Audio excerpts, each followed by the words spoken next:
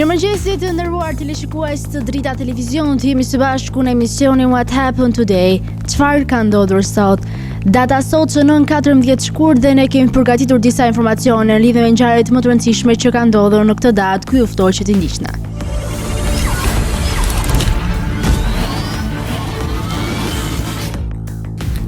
Shkurti është dita e 45 e kalendarit gregorian. Kështu që deri në fund të vitit kanë mbetur edhe 319 ditë. Ngjarje. 1859. Oregon u pranua si shteti 33 i SBA-ve. 1876. Alexander Graham Bell aplikon patent për telefonin sikur dhe Elisha Gray. 1910.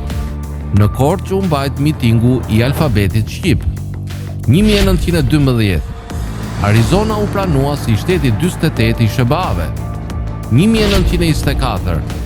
U thebelua International Business Machine Corporation. 1945. Bombardimi i Pragës, kincë në gabim të orientimit të pilotëve, u bombardua Dresdeni, Gjermani. 1961. U zbulua elementi kimik laurenciumi. 1981. Zjarri në një klub nate në Dublin la të vdekur 48 persona. 1983. United American Bank në Cromwell, Tennessee, bie në kolaps. Më vonë presidenti i saj, Duke Butcher, u akuzua për dallavere. 1994. U ekzekutua vrasësi serial rus Andrei Chikatilo. 2000. Anija kozmike Near Schumacher hyri në orbitën e asteroidit 433 Eros, anija e parë kozmike që ka hyrë ndonjëherë në orbitë të një asteroidi. Lindje. 1964. Lindi Niazi Ramadani, matematikan shqiptar. 1942. Lindi Michael Bloomberg, biznesmen dhe politikan amerikan. 1948. Lindi Taylor, iluzionist amerikan. 1965. Lindi Afrim Zhitia, dëshmor. 1970.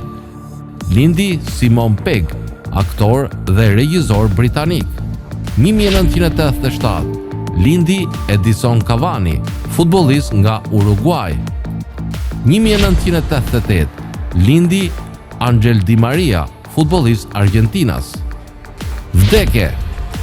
1779. Vdiq James Cook, kapiten dhe marinar anglez. 1969. Vdiq Vito Genovese, mafios italo-amerikan. 2004. Vdiq Marco Pantani, ciklist italian.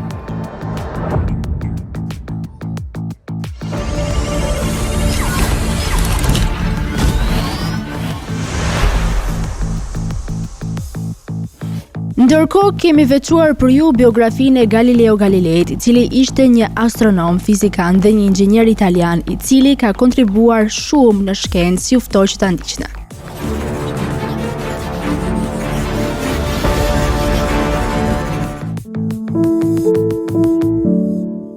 Galileo Galilei lindi më 15 shkurt 1564 në Pisa, vdiq më 8 janar 1642 në Arcetri të Firenzes.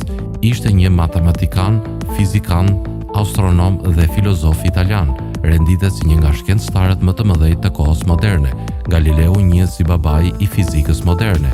Emri i tij është i lidhur me kontributet të rëndësishme në dinamik, parimi i plogështisë, ligji i rënies së sendeve të rënda dhe në astronomi me zbulimin e rrotullimit të tokës, të njollave diellore, hënore, të satelitëve të Jupiterit, fazave të afërditës, yjet që përbëjnë rrugën e qumshtit dhe përmirësimin e teleskopit. Dhe me futjen në mënyrë shkencore, përmendur shpesh si mënyra galiliane, u paditë se donte të përmbyste filozofi natyrore, aristoteliane dhe shkrimet e shenjta. Prandaj u dënua nga Kisha Katolike si heretik dhe u detyrua të jap dorëheqjen mbi bindjet e tij astronomike më 22 qershor 1633. Më 3 korrik 1633, ai u akuzua rënd nga Kisha, të cilët mendonin se po thoshte gjëra kundër Kishës. Ai u akuzua për shkak se thoshte se toka sillej rreth diellit dhe në fund të kësaj akuze ai u përgjigj. Megjithatë, rrotullohet.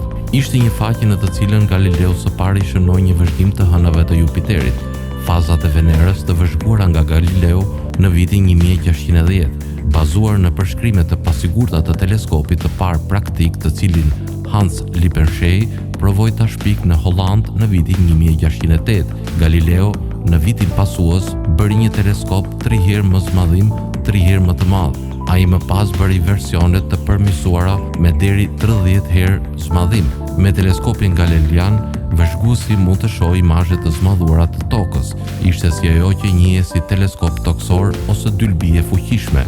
Ai po ashtu mund të përdoret për të vëzhguar qiellin. Për kohën ai ishte nga ata që mund ta konstruktonte teleskopin mjaftueshëm të mirë për atë qëllim. Më 25 gusht 1609, ai demonstroi një nga teleskopët e parë të tij.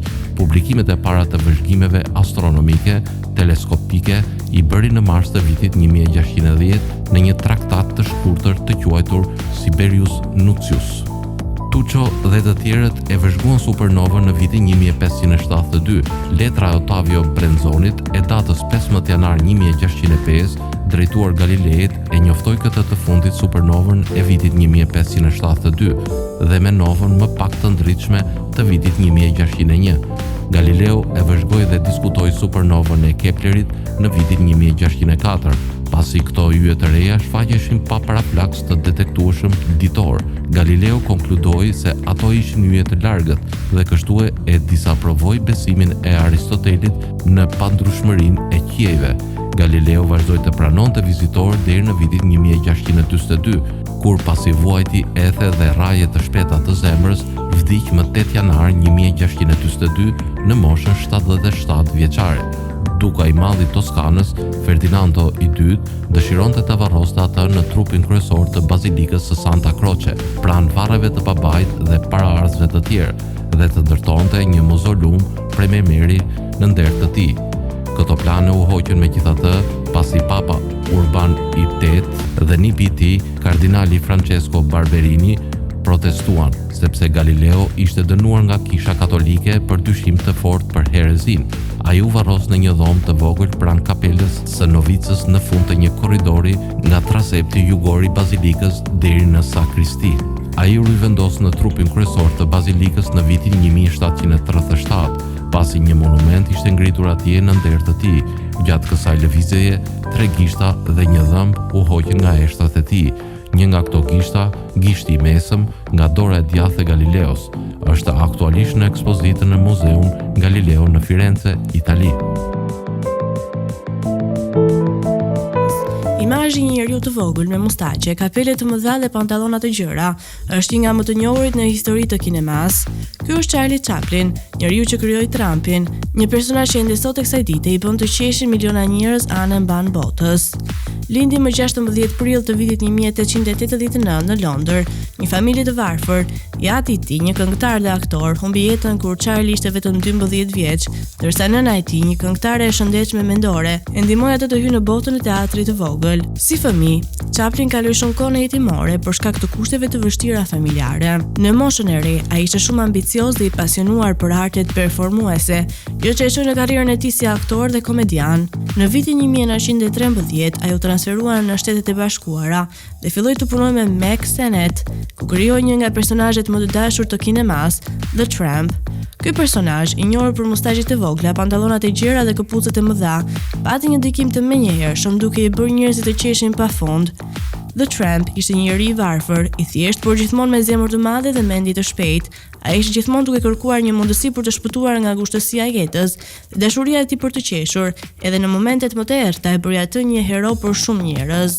Një nga arritjet më të mëdha të Chaplin ishte shkrimi dhe regjia e filmave të tij, duke i bërë ato të paharrueshëm. Filmi i tij i famshëm, The Kid, është një nga më të mirët dhe më të rëndësishmit në historinë e kinemas. Ky film, që përfshin humorin e tij të njohur, ishte gjithashtu një shqyrtim emocional i jetës së fëmijëve të varfër, duke i treguar Chaplin si një nga komedianët më të ndjeshëm dhe më të shquar. Megjithatë, jo gjithçka ishte e lehtë për Charlie Chaplin. Puna e tij si artist ishte gjithashtu një sfidë me autoritet dhe politikat e kohës. Chaplin, që një individ i shprehjes së lirë, u bë një figurë e kundërshtuar nga disa grupe në Shtetet e Bashkuara, veçanërisht nga qeveria amerikane për lidhjet e tij të dyshimta me ideologjinë socialiste. Ai u detyrua të largohej nga SBA-ja dhe të jetonte për pjesën tjetër të jetës në Zvicër. Në vitin 1972 ai u kthye në Shtetet e Bashkuara për të marrë çmimin Oscar për kontributin e pashoq në kineman botërore. Charlie Chaplin vdiq më 25 dhjetor 1977, por ndikimi i tij në kineman botërore është i pashlyeshëm. Ai e shndroi komedinë e heshtur në një formë të artit të pavarur dhe ka lënë pas vetes një trashëgimi që vazhdon të inspirojë artistët dhe komedianët edhe sot tek kësaj dite. Në momentet ku jetojmë, telefoni është kthyer në një mjet të rëndësishëm revolucionar i cili përdoret pothuajse nga të gjitha grupmoshat. Tani ju ftoj të ndiqni një material të shkurtër rreth Alexander Graham Bell, i cili ishte shpikësi i telefonit. Ju ftoj që ta ndiqni.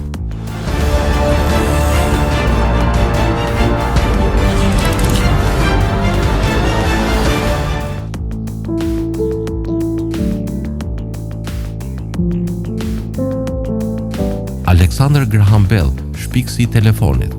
Alexander Graham Bell ishte një shpikës dhe shkencëtar me origjinë skoceze që shpiku telefonin. Ai ishte një shpikës pjellor dhe gjithashtu punoi si mësues për studentët e shurdhërt, duke u mësuar atyre se si të flisnin. Për shkak të rëndësisë së madhe të telegrafëve për biznesin, ekzistonte një dëshirë e madhe për shpikjen e telegrafëve që mund të dërgonin mesazhe të shumta. Kjo bëri që dy biznesmen të pasur të mbështesnin financiarisht punën e Bell. Bell e dinte se mund të ishte e mundur të kalonte tingujt e zërit të njeriut përgjatë një teli, por ai ishte mjaft inteligjent për të ditur se i mungonte ekspertiza në disa fusha thelbësore për misionin e tij. Për fat të mirë, ai u takua me Thomas Watson gjatë kësaj periudhe dhe të dy filluan të punojnë së bashku. Njohuritë e Watson për energjinë elektrike plotësojnë njohuritë e Bell në fusha të tjera. Ndërsa ata eksperimentuan, Watson këputi një kallam të përdorur në prototipin e telegrafit harmonik të Bellit. Bell ishte në gjendje të dëgjonte zëra nga kjo. Ai e dinte se kjo do të thoshte mirë nëse donte të kalonte tingujt e të folurit njerëzor përgjatë një teli. Bell lëvizi shpejt për të siguruar që telefoni i tij të merrte një patent, duke ditur se nëse dikush tjetër patentonte një telefon të ngjashëm, ai nuk do të ishte në gjendje të mbronte shpikjen e tij. Ka disa polemika nëse Bell u rra nga Elisha Gray, e cila gjithashtu kishte shpikur një pajisje të ngjashme me telefonin. Bell mori një patent për telefonin e tij përpara se të ishte në gjendje të transmetonte një fjalim të qartë dhe më vonë eksperimentoi me idetë e Grayt për të vërtetuar teorinë e tij se fjalimi i qartë mund të transmetohej. Kjo ka çuar në polemika, me disa që argumentojnë se Bell volli idetë e Grayt. Megjithatë, Bell nuk i përdori idetë e Grayt në mënyrë komerciale dhe punoi në përmirësimin e modeleve të tij në vend që të kalonte në modelin e Grayt.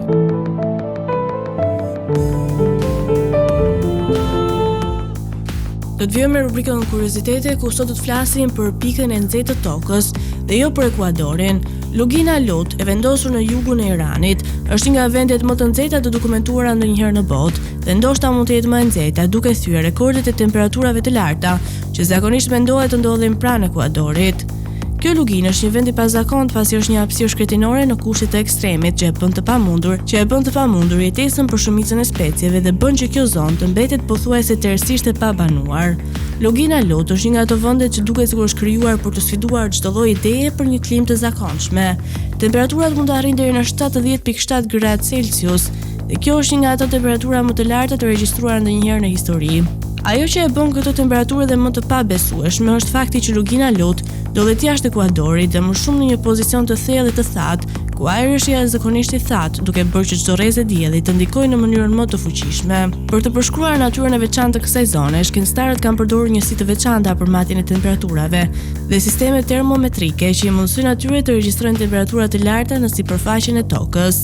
Lugina lut është pjesë e shkëtëtirës dashte lut, e cila është një nga shkëtëtyrat më të mëdha dhe më të thata në botë. Në këtë rajon, çdo gjë mund të duket si një sfidë për mbijetesë. Toka ka një reflektim të lartë të dritës, duke pasur si pasojë një temperaturë akoma më të lartë. Pamja e tokës është gjithashtu një ndër aspektet më mbreslënse. Në shumë pjesë të luginës lut, toka ka struktura të mrekullueshme që formohen nga erërat e forta dhe nxehtësia ekstreme, që krijojnë pika të thella dhe forma të paharrueshme të gropave dhe të përthithjes,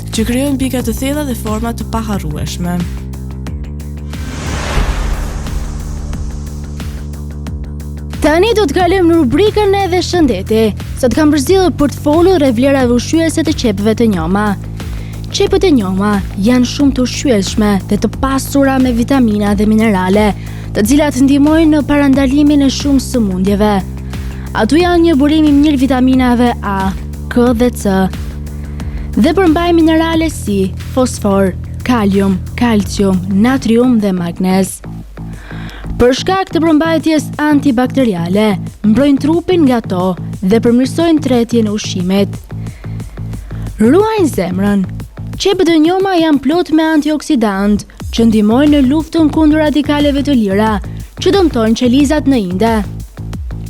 Po ashtu, përmbajnë vitamin C që ndihmon në tensionin e gjakut për të qëndruar në kufit e lejuar të normales dhe mbron nga paraqitja e sëmundjeve të zemrës.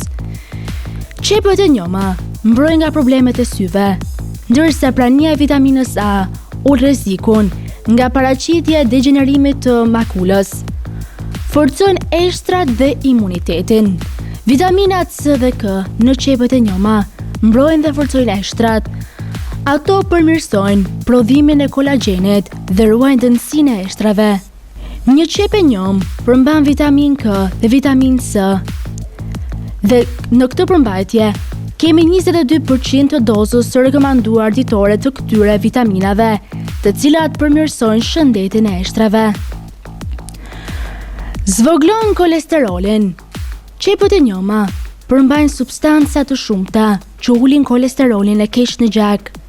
Pjesa e tyre e gjelbër është shumë e shëndetshme dhe përveç saj ndihmon në uljen e kolesterolit. Gjithashtu, është i mirë dhe përkthimin e sheqerit të lartë në shkallë normale. E mirë për lëkurën. Qepët e njoma ndihmojnë organizmin që të prodhojë sasi të mëdha të kolagjenit dhe që të ripërtëri. Kolagjeni është i domosdoshëm që lëkura të mbetet e bukur. Vlerat shëndetësore të qepës së njom. Qepa e njom stimulon frymarrjen dhe pastron rrugët e frymarrjes. Përmban vajra esencial që stimulojnë gjëndrat e djersës. Normalizon tensionin e gjakut, rrit oreksin, ul kolesterolin dhe rrezikun e disa sëmundjeve të kancerit. Lufton infeksionet dhe bakteret. Qepët e njoma ka një nivel të lartë fibrash. Në 100 gram qep gjenden 2.6 gram fibër, që është e barazvlefshme me 7% të dozës ditore të fibrave të nevojshme. Ato ulin kolesterolin dhe shkaktojnë një reagim enzimash që ulin prodhimin e kolesterolit, veçanërisht në qelizat e mëlçisë. Alicina tek qepët e njoma arrin të zhbllokojë qelizat e gjakut. Kjo substancë kimike arrin të ul tensionin e gjakut duke zhbllokuar enët e gjakut, të cilat mund të shkaktojnë shumë probleme.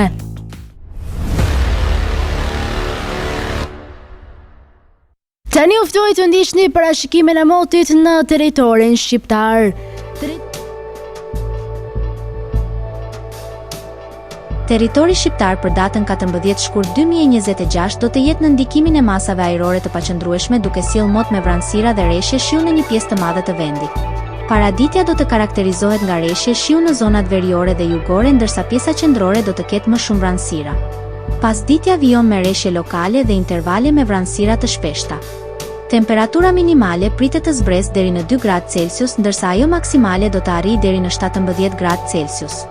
Gjatë ditës priten intervale të kufizuara me diell për shkak të mbizotërimit të vranësirave. Era do të fryejë lehtë deri mesatare nga drejtimi jugor dhe jugperëndimor me shpejtësi 3 deri në 6 metra për sekond. Deti do të ketë dallgëzim mesatar rreth 2 deri në 3 ball. Indeksi ultraviolet për Tiranën më 14 shkurt 2026 pritet të jetë i ulët rreth 2. Sipas të dhënave astronomike, lindja e diellit në Tiranë do të jetë rreth orës 6:30 minuta, ndërsa perëndimi rreth orës 17:20 minuta. Temperaturat minimale dhe maksimale për disa qytete kryesore të Shqipërisë do të jenë si më poshtë. Shkodër 7 deri në 14 gradë Celsius. Kukës 6 deri në 12 gradë Celsius. Peshkopi 4 deri në 11 gradë Celsius. Tiranë 9 deri në 16 gradë Celsius. Durrës 10 deri në 15 gradë Celsius. Kavaj 9 deri në 16 gradë Celsius. Elbasan 8 deri në 17 gradë Celsius. Berat 8 deri në 16 gradë Celsius. Korçë 2 deri në 11 gradë Celsius. Vlorë 10 deri në 16 gradë Celsius. Gjirokastër 6 deri në 14 gradë Celsius. Sarand 8 deri në 17 gradë Celsius. Shumë me kthjerime dhe vranësira kalimtare. Sipas Territori i Kosovës për datën 14 shkurt 2026 do të jetë në ndikimin e masave ajrore të paqëndrueshme, duke sjellë mot me rreshje të përhapura shiu. Paraditja do të jetë me rreshje shiu në shumicën e qyteteve, ndërsa pasditja vijon me rreshje më intensive në disa zona. Temperatura minimale pritet të zbresë deri në 0 gradë Celsius, ndërsa ajo maksimale do të arrijë deri në 13 gradë Celsius. Era do të fryejë lehtë deri mesatare nga drejtimi jugor me shpejtësi 2 deri në 5 metra për sekond. Indeksi ultraviolet për Prishtinën më 14 shkurt 2026 pritet të jetë i ulët rreth 2. Sipas të dhënave astronomike, lindja e diellit në Prishtinë do të jetë rreth orës 6:27 minuta, ndërsa perëndimi rreth orës 17:12 minuta. Temperaturat minimale dhe maksimale për disa qytete kryesore të Kosovës do të jenë si më poshtë. Mitrovica 2 deri në 11 gradë Celsius. Podujev 0 deri në 11 gradë Celsius. Skënderaj 0 deri në 11 gradë Celsius. Pej 3 deri në 10 gradë Celsius. Prishtinë 2 deri në 11 gradë Celsius. Gjakov 5 deri në 11 gradë Celsius. Malishev 3 deri në 11 gradë Celsius. Gjilan 1 deri në 10 gradë Celsius. Ferizaj 2 deri në 10 gradë Celsius. Kaçanik 2 deri në 9 gradë Celsius. Suharek 3 deri në 11 gradë Celsius. Prizren 2 deri në 9 gradë Celsius. Të nderuar teleshikues të Drita Televizion, kjo ishte gjithçka e përgatitur në këtë emision. Ndërkohë ju fut ta ndiqni në rrjetet tona sociale, Instagram, Facebook, TikTok dhe Twitter. Ndërkohë nëse dëshironi që të na ndiqni live, mjafton të klikoni në web drita.tv. Kjo ishte gjithçka e përgatitur në këtë emision, ndërkohë ju fut ta ndiqni programacionin në vim të Drita Televizion.